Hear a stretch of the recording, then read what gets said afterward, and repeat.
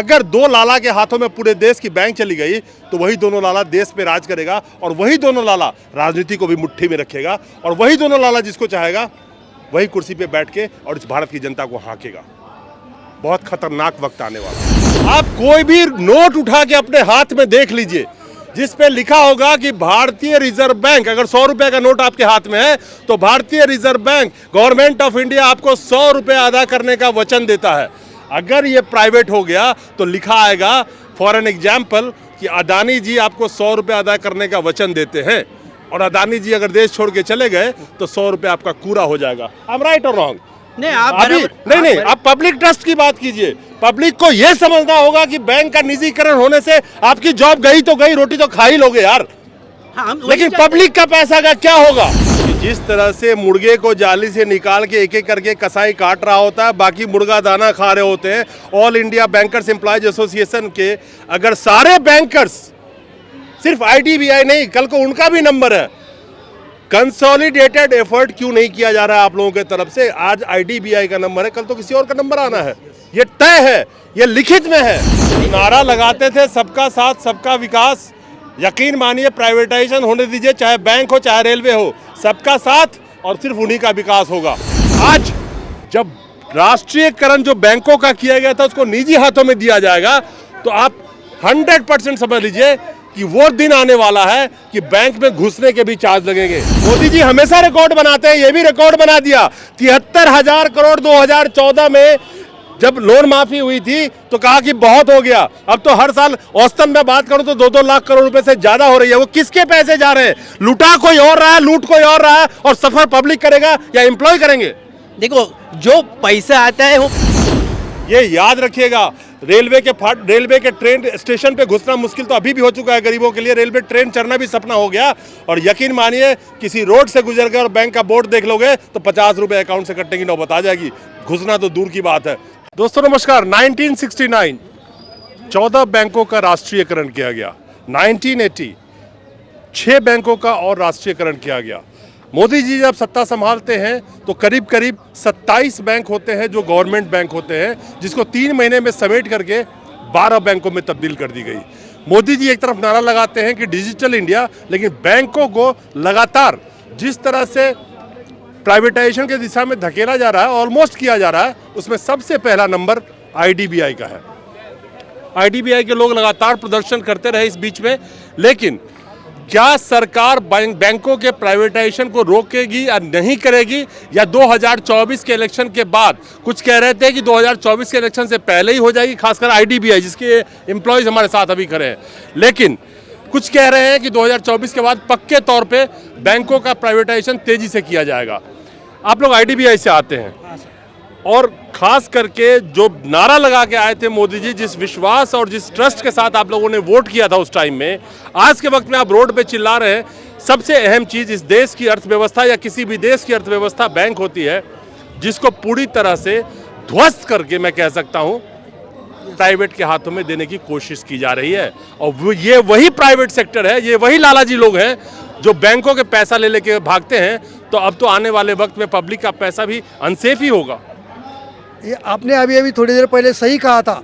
1969 में जब बैंकों का राष्ट्रीयकरण किया गया था, उस टाइम पर भी ये बैंक, आज पब्लिक सेक्टर बैंक जो है, कुछ धन्ना सेठों के हाथों में था और बैंक एम्प्लॉयज़ जो है यूनाइटेड भी नहीं था।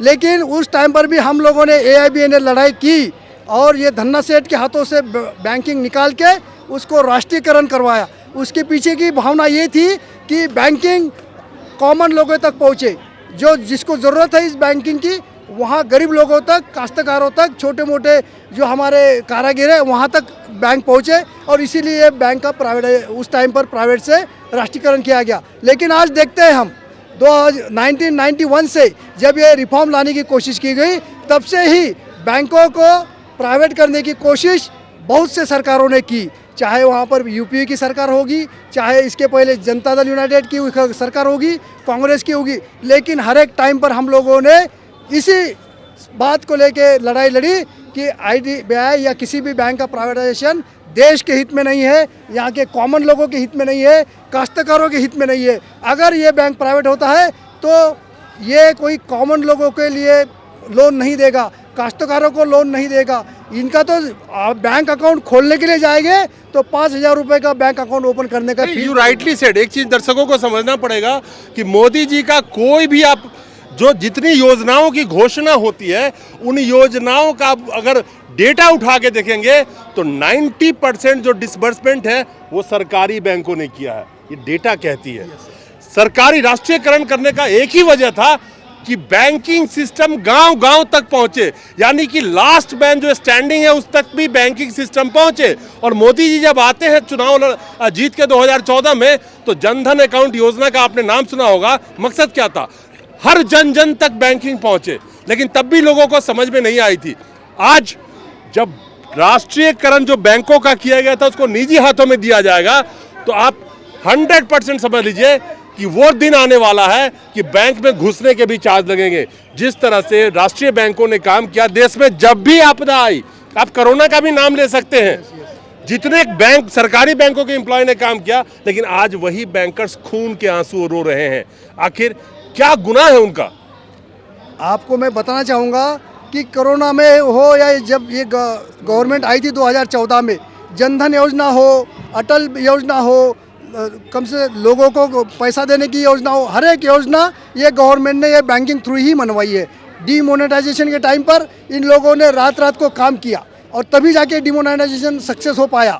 हालांकि हमारा उसको विरोध था, लेकिन फिर भी एक सच्चे और कार्य करने वाले कर्मचारी की तरह हमने उसको निभाया। रात रात को बैठ के डीमोनेटाइजेशन हमने सक्सेस करवाया। लेकिन आप चाहे ये सरकार हो चाहे कोई भी सरकार हो, अगर वो कॉमन लोगों के खिलाफ जाती है और वो चाहती है कि इनको प्राइवेट करेंगे तो ये कभी सक्सेस नहीं होगा। यहाँ पर आज के दिन में ऐसा माहौल है, इनको शायद दिख नहीं रहा है क्योंकि उनके आंखों के ऊपर सत्ता की पट्टी है। उनको दिख नहीं रहा है कि कॉमन लोग क्या चाहता है। वो 24 के ख्वाब देख रहे होंगे, बैंकों को प्राइवेट करके उनका ख्वाब कभी पूरा नहीं हो सकता। लेकिन एक सवाल बहुत अहम है कि जिस तरह से मुर्गे को जाली से निकाल के एक एक करके कसाई काट रहा होता है, बाकी मुर्गा दाना खा रहे होते हैं। All India bankers employees association के अगर सारे बैंकर्स, सिर्फ IDBI नहीं, कल को उनका भी नंबर है, कंसोलिडेटेड एफर्ट क्यों नहीं किया जा रहा है आप लोगों की तरफ से? आज IDBI का नंबर है, कल तो किसी और का नंबर आना है, ये तय है, ये लिखित में है, लेकिन फिर भी बाकी लोग चुप बैठे हैं। Why? नहीं, ऑल इंडिया की तरफ से अभी देखा जाए तो ऑल इंडिया की तरफ से बहुत सारे कोशिशें कर रहे हैं।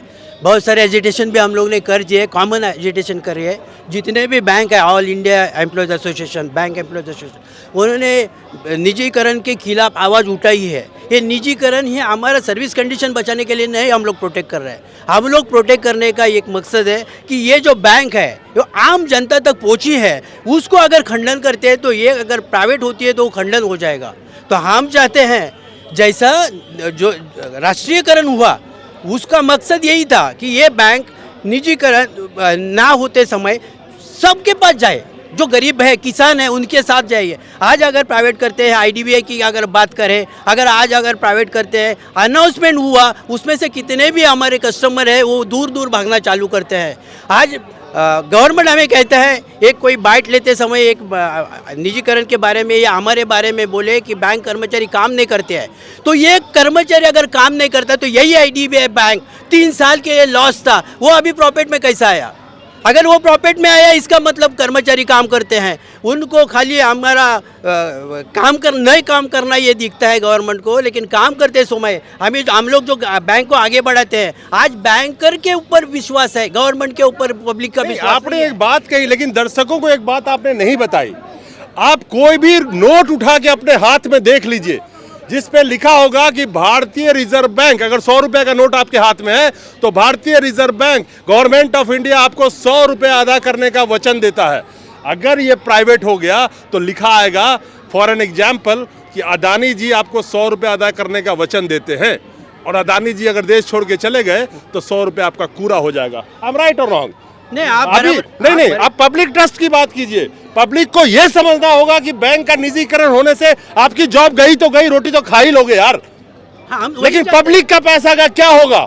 हम वही कहना चाहते हैं, पब्लिक से आज यही अपील करना चाहते हैं कि आज जो धरना आंदोलन है यहाँ प्रोटेक्शन कर रहे हैं वो हमारे लिए तो है ही, हमारी तो रोजी रोटी है, लेकिन उसके साथ साथ आम आदमी के लिए है, किसान के लिए है, जो बैंक तक पहुंचते हैं आज, उनको बैंक में आना मुनासिब नहीं होगा, क्योंकि जब भी ये प्राइवेट हो जाएगी, जब भी अभी आप पता है कि मिनिमम जो अकाउंट में पैसा रहता है आज 5,000 10,000 की जो बात है, कल अगर धनाढ़ जो प्राइवेट हो जाएगी तो वो 50,000 की अट रखेंगे।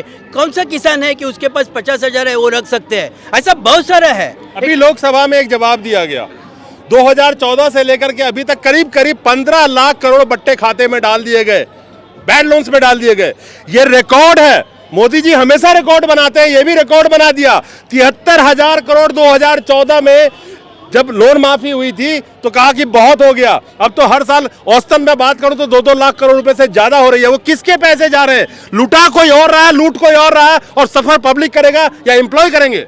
देखो, जो पैसा आता है वो पब्लिक से आता है, वो हर इंसान को मालूम है, हर जनता को मालूम है।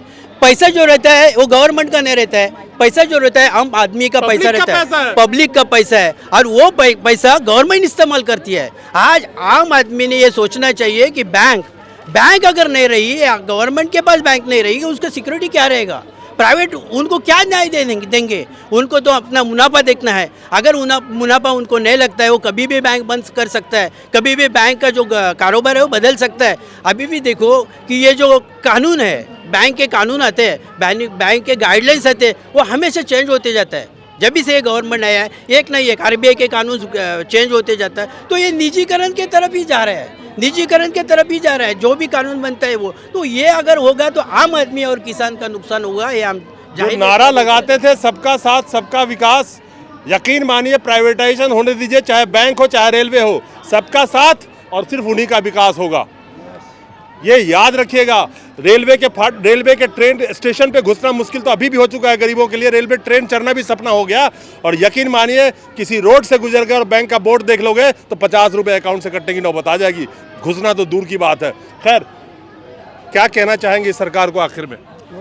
सर, आपने जिस तरीके से एक मुद्दा अभी अभी उठाया था कि शायद वो नरेंद्र अंबानी हो या अदानी हो, भारतीय रिजर्व बैंक आपको नोट के ऊपर लिखित रूप से दे देती है कि आपके पैसे कहीं नहीं जाएंगे। बिल्कुल। लेकिन सर, एक डर पैदा होगी, वो डर ऐसी पैदा होगी कि एक आम आदमी के पैसे विंडो आंखों बंद करके एक सरकारी बैंकों में जो पैसा जमा करते हैं, तो उनको विश्वास है उनकी जो पूंजी है ना, वो हराम की नहीं है, वो खुद ने उन्होंने कमाई की पूंजी रखी है। इन लोगों को क्या है, सब कुछ खरीदना है। फॉरेन बैंकों की क्या स्थिति हो चुकी है? निजीकरण किया, निजीकरण करने के बाद वापस रिवर्स आ गए ना। लेकिन यही होने वाला है यहाँ। चलो ठीक है, आज आप निजीकरण करोगे।